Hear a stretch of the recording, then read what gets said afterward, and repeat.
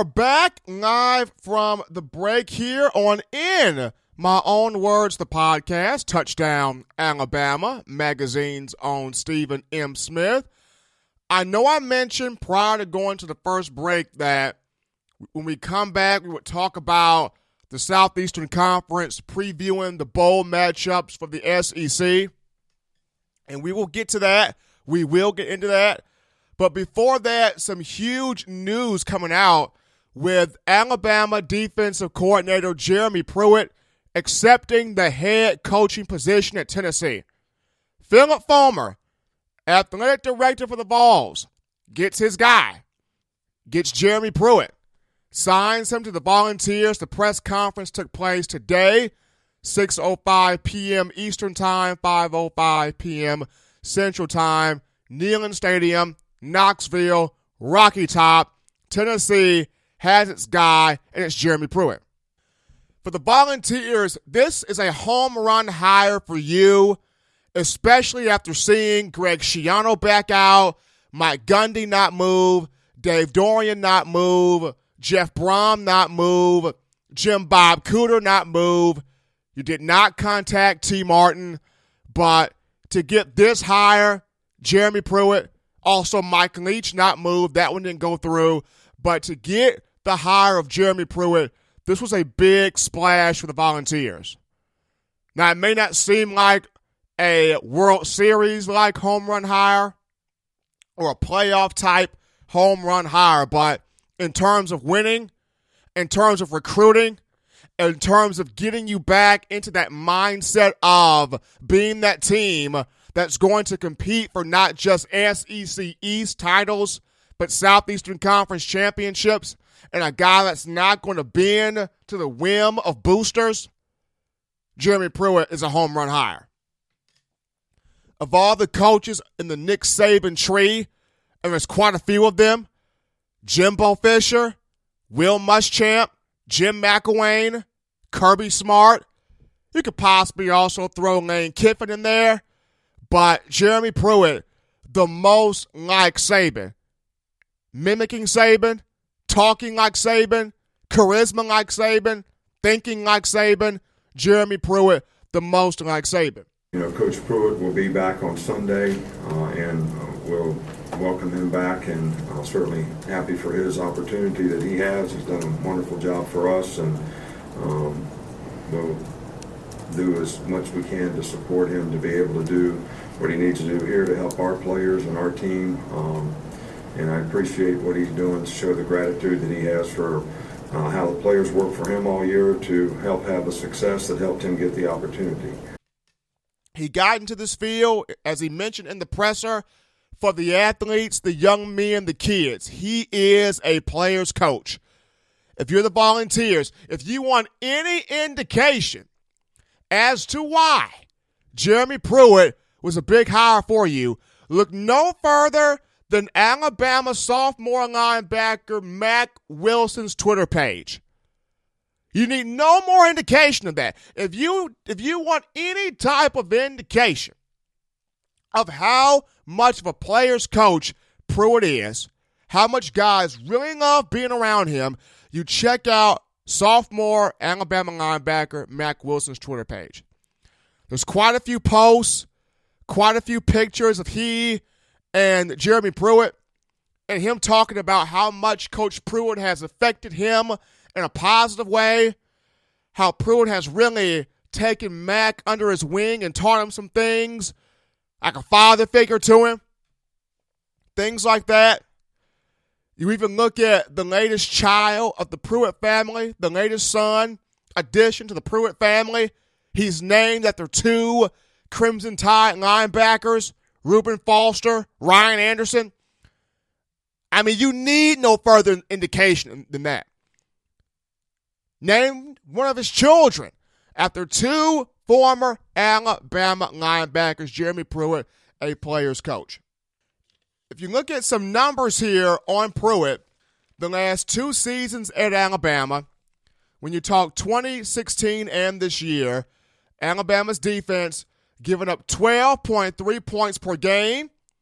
It's created 85 sacks, 108 pass breakups, 198 tackles for loss, 131 quarterback hurries, 39 total turnovers, 31 interceptions, 8 fumble recoveries, 12 defensive touchdowns.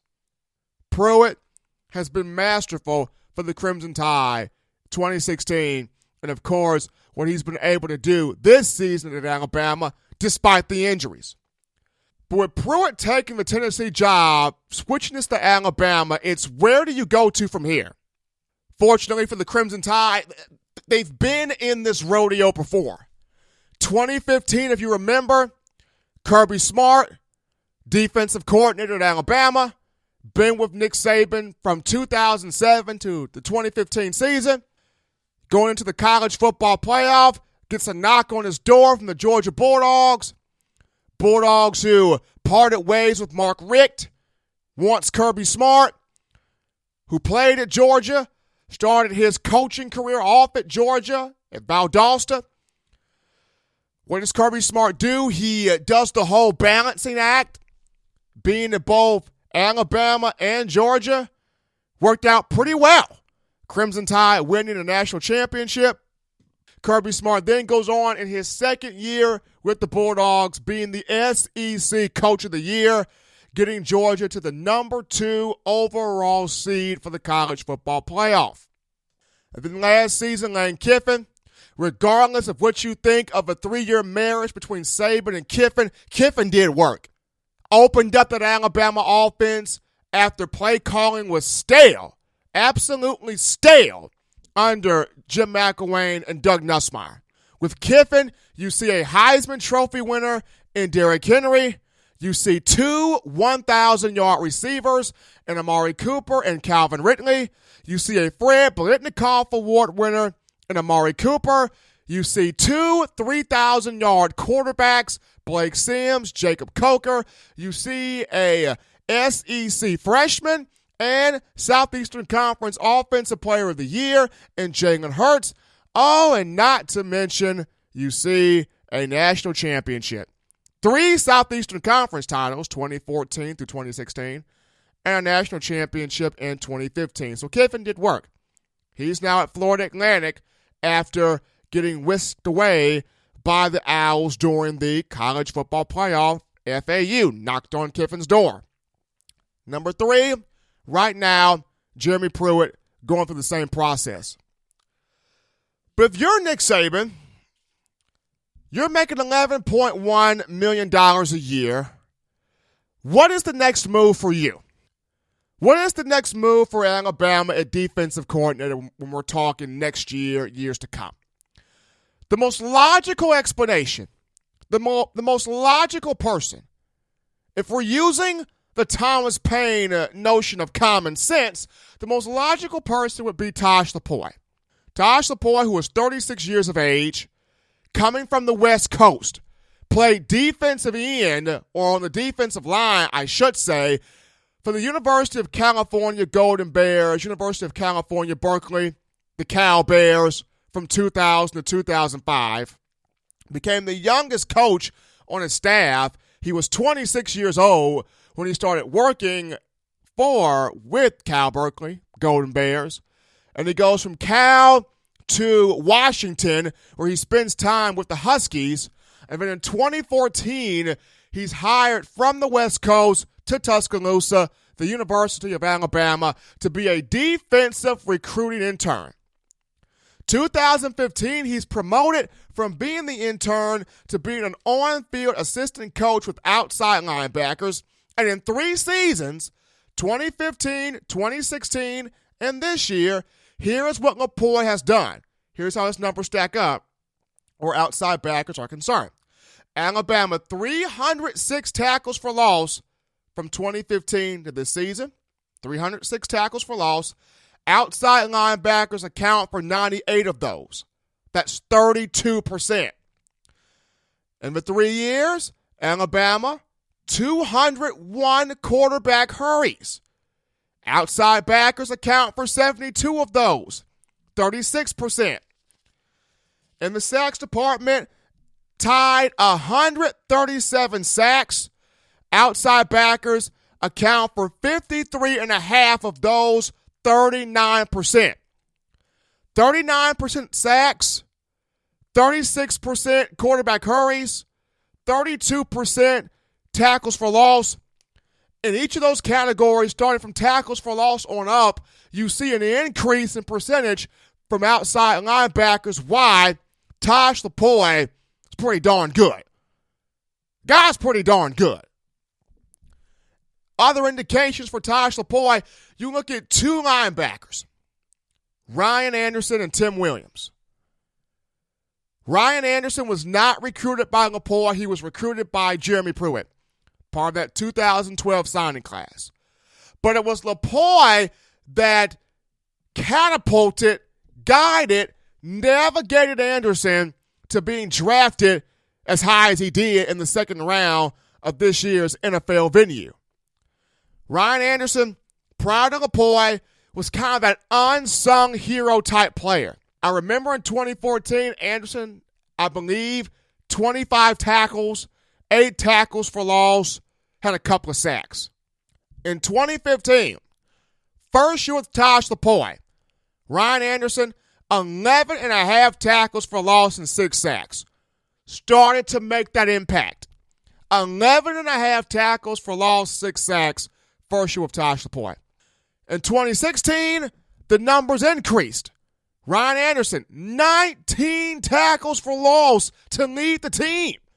This one he became Mr. Angry Man. Anderson, 19 tackles for loss and had 9 sacks. He also had the critical interception against Washington in the 2016 college football playoff semifinal game, the Peach Bowl, picking off quarterback Jake Browning for a touchdown. Alabama winning that matchup 24-7. Ryan Anderson, 19 tackles for loss, 9 sacks. In both years combined, we're looking at 30.5 tackles for loss and 15 sacks. Under Tosh Lupoi, Ryan Anderson bloomed. Tim Williams, same deal. And the funny thing about Tim Williams, he didn't play much at all in 2013 and 2014. I mean, he got some field action, got his taste buds wet a little bit, got his feet somewhat in the ground, but did not play much at all 2013 and 2014. But the minute Tosh Lupoi gets hired or promoted from defensive recruiting intern to on-field coach, then you saw the magic, the Tasmanian devil, the pass rush specialist that was Tim Williams. You could almost make the definitive argument that Lupoi and Williams grew together, and Lupoi truly birthed Tim Williams out.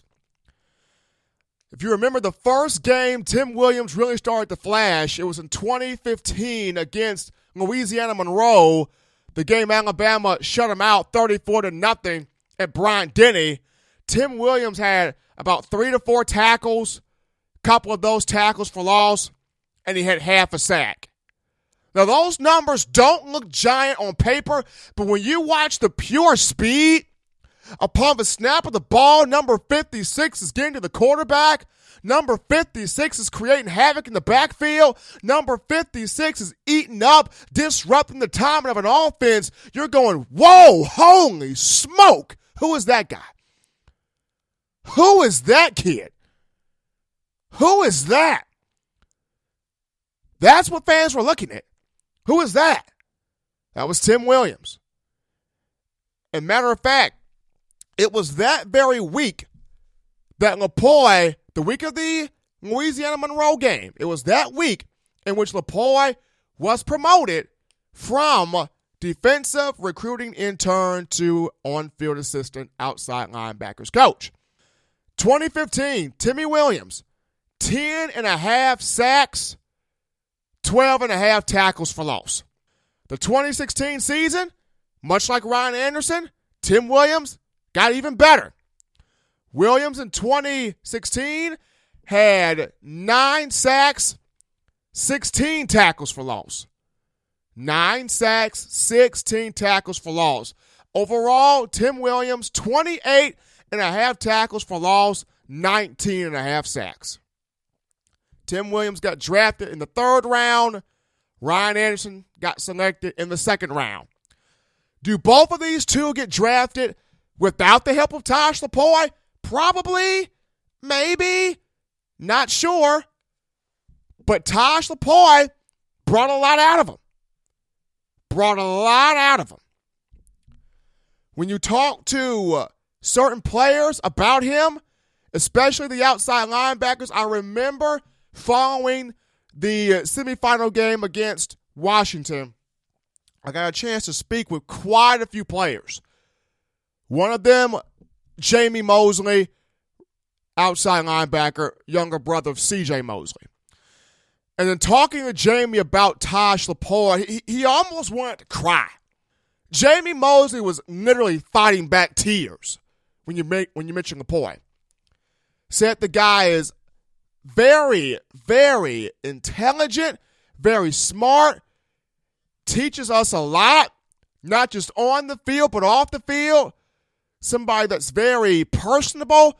You can go to him. You can talk to him. You can bring your troubles. You can bring your concerns. He'll hear you. And he'll try to find the best case scenario. But not just that. Mosley said, Tosh knows we love him and we know he loves us. And that's the biggest thing. Lupoi knows the players love him and he really loves those players. When you go to an Alabama practice, it feels like, or the general notion is that Saban is the most intense guy. Not the case. When I'm at an Alabama football practice, the Thomas Drew Field, and I'm blessed to be able to go to a lot of these in coverage for Touchdown Alabama magazine, I see a 36-year-old man that is coaching with passion, energy, urgency, teaching guys, taking guys through drills, demonstrating how the drills are supposed to go. He is in the trenches with these guys, yelling along with Nick Saban. And has done it for 3 years. It's not like what you had from an offensive standpoint where, Lane Kiffin was in Jalen Hurts' ear for 14 games last season. And then Lane Kiffin leaves, and you bring Steve Sarkisian from being an offensive analyst and then make him a offensive coordinator for 1 game, 1 week, leading up to the 1 game. He doesn't know what to do because he has not had that on-field chemistry, that on-field connection, that on-field hands-on teaching up until that point. It's a difference in being an offensive analyst, somebody upstairs working off the scene, to being an on-field guy. Big difference. And you saw it with Sarkisian. The guy wasn't ready in last year's title game.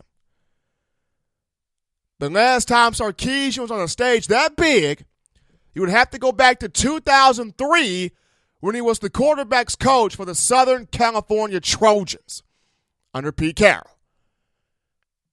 Tosh Lupoi, on the other hand, been at Alabama for 4 years, 3 of them as an on-field coach. Also, guy's a great recruiter, y'all. Phenomenal recruiter. If it was not for Tosh Lupoi, Lupoi was the trigger man behind these names the Tide signed in its 2017 class. He was the trigger man behind getting Tua Tagovailoa, Najee Harris, Dylan Moses, and Chris Allen. Those names one more time. Tosh Lupoi was the trigger man. He was the main guy. He was the marquee component behind Alabama landing Tua Tagovailoa, 5-star quarterback from Hawaii, Najee Harris, 5-star running back, Dylan Moses, 5-star linebacker, Chris Allen, another big-time linebacking prospect. For his efforts, Lupoi was named the SEC Recruiter of the Year, and he finished 6th in the nation. He can coach, he's young, he's fiery, he's personable, he can recruit. Any logical explanation of your Nick Saban points to bumping up Tosh Lupoi. But as we all know, ladies and gentlemen, Nick Saban does not always deal with the most logical explanation. How, Sway? I'll break it down for you. Nick Saban loves to use the terminology, we are doing things internally, we are handling things internally, we are focusing on things internally, and this is not the Merriam-Webster dictionary definition. This is just the Stephen M. Smith definition, but it's pretty darn close, and it's pretty good. So, my definition of the word internally means we are doing things inside. We are handling things inside. If a hire should be made, we are hiring from the inside. That's what it is. But we have seen in recent years, in a lot of situations, Saban does not handle the hiring from inside or bump somebody up or move somebody up from within his own ranks. Case in point, go back to 2015 for just a minute here. Mel Tucker, whom Alabama brought from the National Football League, Mel Tucker, who was with the Cleveland Browns for a minute, Jacksonville Jaguars for a minute, Chicago Bears for a minute also, came to Alabama in 2015. To a secondary that was atrocious, an embarrassment, a shame, pitiful, horrible, just straight bad. A secondary in Alabama that opponents thought, you want to beat Alabama? Throw on them. They DBs can't cover. They soft. They can't body up. They can't man up. They won't even turn and look for the ball. You want to beat Alabama? Throw on them. Throw on them. They can't defend the pass. Throw on them. 2013, 2014. Possibly the best defensive back during that time Alabama had was Landon Collins. Eddie Jackson was good. Especially in his freshman year. But in his sophomore year, 2014, in the spring, hurt his anterior cruciate ligament, ACL, in his knee, had surgery, and was rushed back for the first game of the season in 2014 against West Virginia, and you could just tell some of the speed was not there, some of the quickness was not there, some of the agility was not there, and he struggled. 2015, Mel Tucker comes in, and in 1 year, he takes a secondary that was just an embarrassment to being one that was respectable. Very respectable. You move Eddie Jackson to safety, he has a monster year. 6 picks, 2 return for touchdowns. Overall, your defensive backfield, 19 interceptions, 4 return for scores. Mel Tucker did work. And I literally thought Tucker would have been the one bumped up to DC. Didn't happen. Nick Saban goes out there, grabs Jeremy Pruitt. Mel Tucker follows Kirby Smart to Georgia. Followed him straight to Georgia. Not always the case where Saban hires from the inside. But in terms of common sense, in terms of the most logical explanation, Tosh Lupoi should be the one bumped up. And I truly think that's the coach that Nick Saban needs to keep his eye on. Because nothing is holding Jeremy Pruitt back from eyeing Lupoi as his defensive coordinator at Tennessee. I'm just saying. Nothing's holding Jeremy Pruitt back. And even though Pruitt's a defensive mind, just like Saban, nothing is eyeing Pruitt back from getting Tosh Lupoi to come on his staff. Once again, Kirby Smart eyed Mel Tucker. Actually, also wanted Scott Cochran, strength and conditioning coach. But Nick Saban had to pull out a few bands, had to pull out a few ducks, had to pull out a few G's. And by a few, I'm talking 550,000 worth to say, Scott, hey, that's mine. Back off, Kirby. In the words of that song by The Dream featuring T.I., that's mine. That's what Nick Saban had to tell him. That's mine. We're keeping Scott right here in Tuscaloosa. But Kirby Smart wanted him. Definitely wanted him. Nick Saban got to keep a close eye on Tosh Lupoi. But that's the guy I feel like, or I believe, or I think should be the one to get bumped up to defensive coordinator in replacement of Jeremy Pruitt. We're going to go to a break here on In My Own Words, the podcast, Touchdown Alabama Magazine. Upon our return, I'm going to go ahead and I'm just going to dispel. I'm going to give my final thoughts on this whole Alabama-Ohio State college football playoff thing. So many people are saying Ohio State got robbed, it's SEC bias, Alabama gets everything. I'm going to go ahead and I'm going to give my final thought on this conversation. Keep it locked right here, ladies and gentlemen. This is also brought to you by the guys at Bama Sports Radio, and we'll be right back.